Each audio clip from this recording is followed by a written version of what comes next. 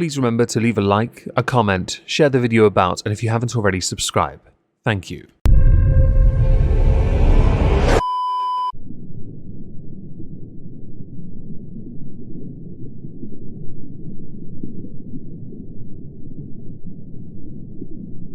Well, isn't this just fantastic? Captain's Log, subdates 230825.6. If you're hearing this, Meg is currently nursing a hangover after a undoubtedly killer night at Trivium. Crew reports should be coming in soon and they will account for an increased level of brutality towards Bork. Meg is okay with this, so do line up and take shots at him if you wish.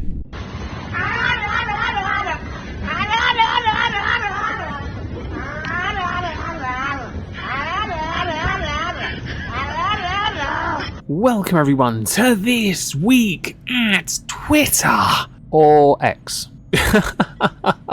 Today we're going to start with a thread concerning a game I've been asked on Kick if I'll actually play at some point. We're doing Assassin's Creed Valhalla over there and we're doing quite well. Only took 4 streams and we're already affiliate. That's fantastic. Link to Kick down below if you want to follow me there. The racism in Baldur's Gate is genuinely so effing hard on me. Playing a tiefling as a black person is brutal. Your party members antagonize you, the game antagonizes you, and the plot positions you as the bad guy if you don't help the druids calling you slurs. Like, if I don't help the druids who was going to execute a child of my race for being of my race, I lose access to Karlach. I save the druids and they insinuate I'm a disease. If I fail the druid quest, a massacre of my people is on my hands. What the F? I come home from a long day of microaggressions and masking, and then my guard is immediately back up. I should be stressed that I'm making bad decisions, not because Lae'zel keeps threatening to kill me in my sleep for having horns. And for white players, this is just fantasy. 3 out of 3, but this continues, by the way, folks.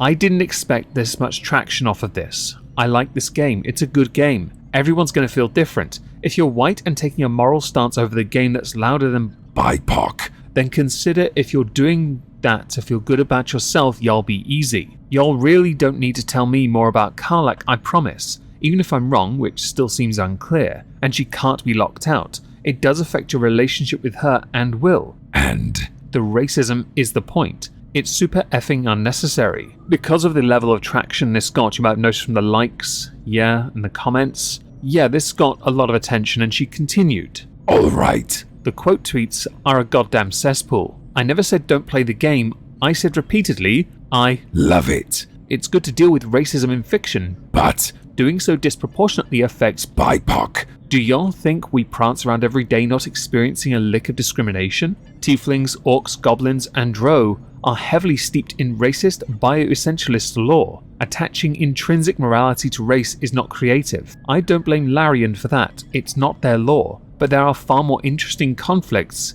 that have nothing to do with race. You mean like goblins that come from Greek mythology and not because they're associated with Jews? Yeah, interesting, right? Like, y'all really don't see the problem with a devil did something evil and so all its descendants for the rest of time are evil? You don't see the problem with categorizing a large swath of people as evil and calling them pejoratives based on their appearance heritage. Didn't you earlier point to white people? If the tiefling druid conflict in the Grove was really about the tieflings being refugees and not their race, the druids at the gate wouldn't have yelled slurs. The druid missing a locket inside wouldn't have threatened to beat a tiefling child for stealing from him. And it's funny to watch y'all go, not all druids, really? So you can do that, but I can't point out that even my travelling companions whose favour I've earned, implying that I'm good for a devil, is really gross. Y'all are over here going, all fictional lives matter. Come on. I do like that. And don't play a tiefling drow isn't a solution. I challenge y'all to be brave enough to critique the media you consume. Critiquing something isn't the same as condemning it. I know I've pointed out something specific and right here because overwhelmingly BIPOC are speaking up. It's not bad faith to ask why BIPOC don't get the same level playing field in media, from character creators to stereotypes to in-game parallels to our real trauma. We are constantly misrepresented. Meaningful depictions of race are not equal to forcing BIPOC to relive trauma without consent. Which is why when it comes to representation in media these days, race swapping is the norm. I assume you haven't seen a single Disney remake. And again, I like the game, I really do. Come to your own conclusions about whether or not you want to play based on your comfort. I'm not telling anyone to boycott or anything, but the fantasy racism is ingrained into the story and it does get tiring, that's all I said. Reply, if you see orcs and think black people, you are racist. racist. But my favourite reply, I miss when D&D was just for nerds. There is much in the way of discussion when it comes to fantasy inspirations for different races of character, yes, and I mean that of species, right? A lot of it, though, does not come from the place that many argue it to have come from. Instead, it is a fundamental misunderstanding and revisionist interpretation of what little source material they have because they've gone looking for the confirmation bias, as opposed to actually looking at where the origin is. Hence why I mentioned goblins. They're not Jewish. They're really not. If you think they are, you're stupid. As you're stupid, you should smash the like on my video and leave a comment down below. Drive up engagement. Maybe even support me by following me on Kick. Oh, and just before we continue, tieflings are a fantasy fictional race descended from evil demons and deities, so perhaps resist the urge to tie them closely to the real-world black experience. Additionally, question, how many fictional races are black people now? It is claimed that orcs are, goblins, tieflings, drows. Instead of constantly seeking to make something about yourself or a community so you can make it more relatable, how about instead invest the time into the fantasy experience and stop trying to find ways to empathize, victimize, and play cards? Moving on, we need to talk about some double standards, beauty standards, body standards. Where on one hand you see images like this being shared. Keanu Reeves blasted for chubby body while spending family day on boat. This happened to Vin Diesel a few years ago, and then the next day when people saw him, he was pumped and jacked. Why on earth does it matter what someone does on a family day? And this applies to anyone, I genuinely mean that. But then you can add someone like Leonardo DiCaprio, showing off his middle-aged spread, and by the same tabloid, Amy Schumer, her knockout figure. Add to that, you also have Lizzo, posting some stunning nude photos, and they are truly art. There is nothing beautiful about seeing a creased up naked body. There is nothing beautiful about seeing something that promotes a very unhealthy lifestyle, especially from somebody who is currently being accused of some rather inappropriate stuff with a banana. Are you sure you want to be championing the likes of Lizzo at this present moment? There are these horrendous double standards. They've existed for a long time. Someone lets themselves go, everyone pounces on them. But since all of these images have been shared quite recently on their respective tabloid websites, right, it comes across as hypocritical to slam guys for not being cut, but women for being either cut-ish, right, or looking like someone creased up Stretch Armstrong. So moving on from that, Fousey has still been trending all over Twitter, and I'm going to show you a couple videos that have been shared by the likes of Death Noodles and Drama Alert. The first, Death Noodles, someone called a bomb that on Fousey, and honestly I kind of feel bad for him at this point. I warned him about this, but he just cursed me out. You getting threats? Do you want us to leave? I can't turn it. I'm not doing anything. I could leave. Here's what happened. Somebody drove by and saw him, yelled at him, and they put it over. So I'll leave. It's okay. You seem like you're gonna cry. I don't want to hurt your feelings. And that's not what it is. The second, Fousey beat up a kid because he burped.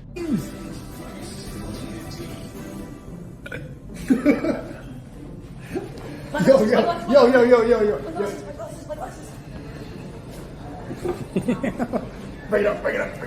Say sorry. I'm sorry. Say sorry. And the third, since we have the rather cringy camo balaclava. Beta said, hey, yo, you're a bitch. You're a little bitch. Bro, you're a bitch. He doesn't even have his kid money yet. Yo, you're fucking... I'm Beta. Imagine being 33 years old. And fuck, yo, get me some water bottles, John. Give me some fucking... You're lucky I made friends with your security. We're going back. Hey, now we can't box. There's a whole... Oh, you talk like a bitch, too. I slapped the dog shit out of you. That didn't even hurt. I slapped the dog shit out of you. What a truly magnificent advertisement for IRL streaming.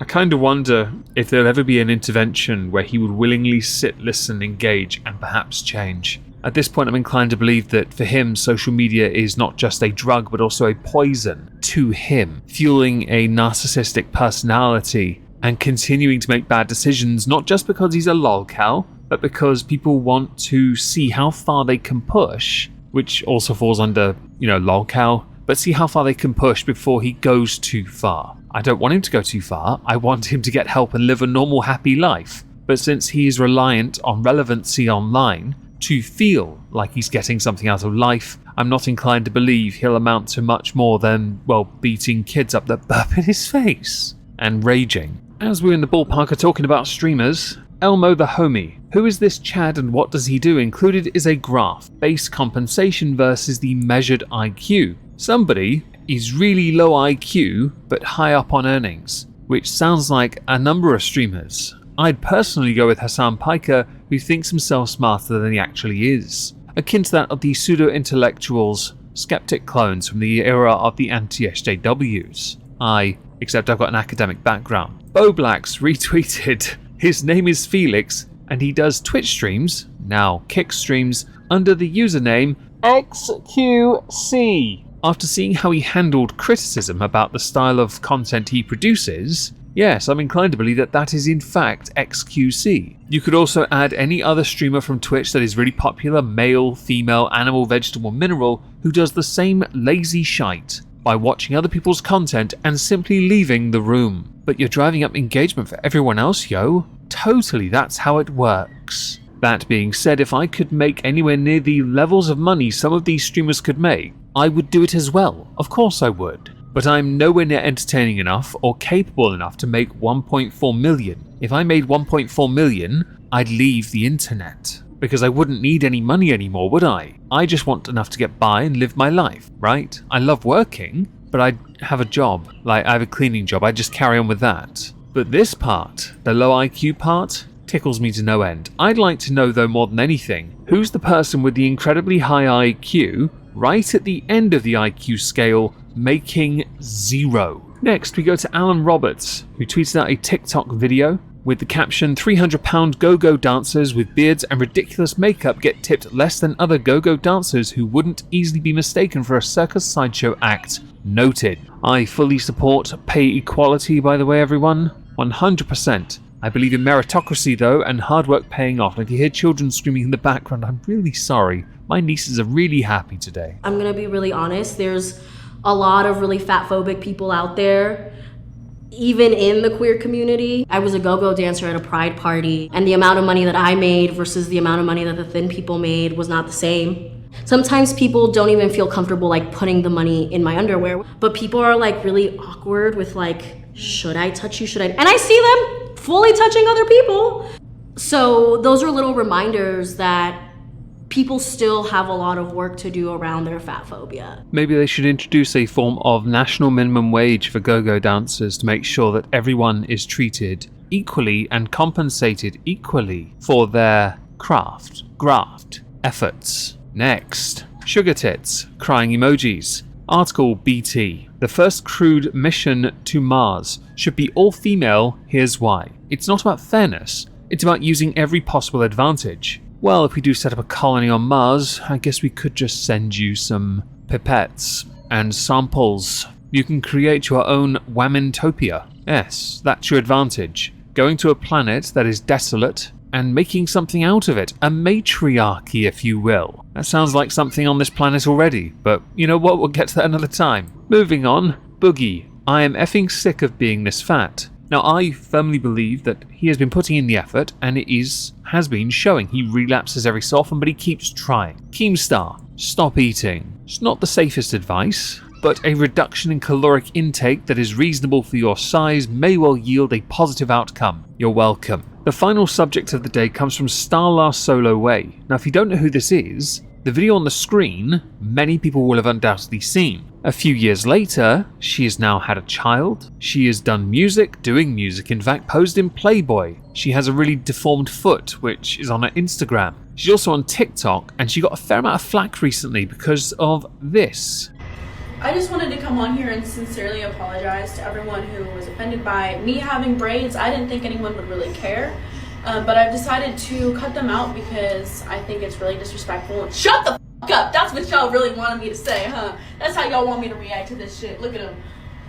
Kiss my white f***ing ass, bitch. It's not so much the video, it's the braids and her response. But she did go on Instagram and post a podcast appearance explaining the origins of it and why she won't get rid of them. Just assume just because you're white, you're ignorant. Because what were they saying to you when they said you don't like you're ignorant of? What were they saying you were ignorant of? Saying how slaves used to hide food in the corn rows, and that's how, and you know, they would make maps in the corn rows, and that's the significance of it. So it's not just hair, you know, it's something more. And I get it, I understand that, but don't assume that I'm ignorant and I don't know that just because I have braids. They said it's okay if I'm educated, but when I am educated, they assume that I'm not, and it's still a problem. I'm not going to be drawn in on the cultural appropriation thing. I made a video on a Megon 2 discussing this. White girl getting braids, also trying to look black. It's quite funny to me, but I'm not allowed to be that. And people got incredibly uppity about the fact that I consider this quite a non-issue. The responses, though, are hilarious. Either attacking her for her appearance, for looking like white trash trying to be a different race, for being white trash because she's white, feeling sorry for her child because she's the white trash mother, and of course, the braids. Do let me know what you think in the comments about this, by the way. I am intrigued to know. As a last thing, I shall be streaming on Moistski Live tonight with my friend Dave in his flat. A whiskey stream concerning Welsh whiskey Penderyn. If you're interested in joining us for some casual conversation and a lot of booze, the link is in the pinned comment. Thank you.